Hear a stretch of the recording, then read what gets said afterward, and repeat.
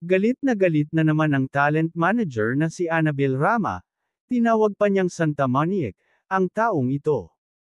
Gigil na gigil at super imbierna ang nanay ni na Richard at Rufa Gutierrez sa tinutukoy niyang personalidad, na nagmamalinis raw, na akala mo'y kung sinong santa.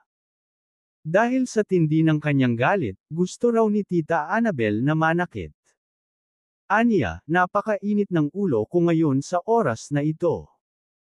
Dagdag pa niya, gusto kong manampal at manabunot ng taong nagmamalinis. Akala mo kung sinong Santa Maniac?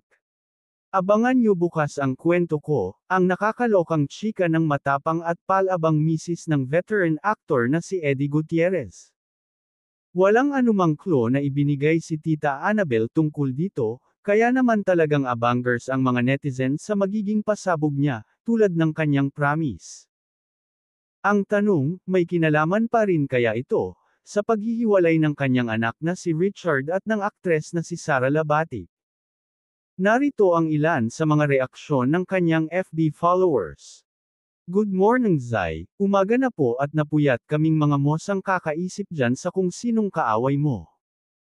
Komento naman ng isa pang netizen, puyat na naman po kami kakaisip nito. Ayon pa ng isa, I am sure si Sara Labati na naman yan. Tigilan nyo na po. Move on na tayo.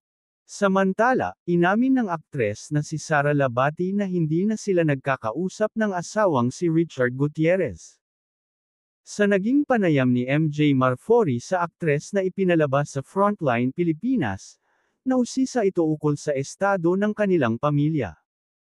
Bagamat walang diretsahang pag-amin si Sara kung totoo bang hiwalay na sila ni Richard, pero inamin itong hindi na sila nagsasama at co-parenting na ang kanilang setup sa pag-aalaga sa mga anak na sina Zion at Kai.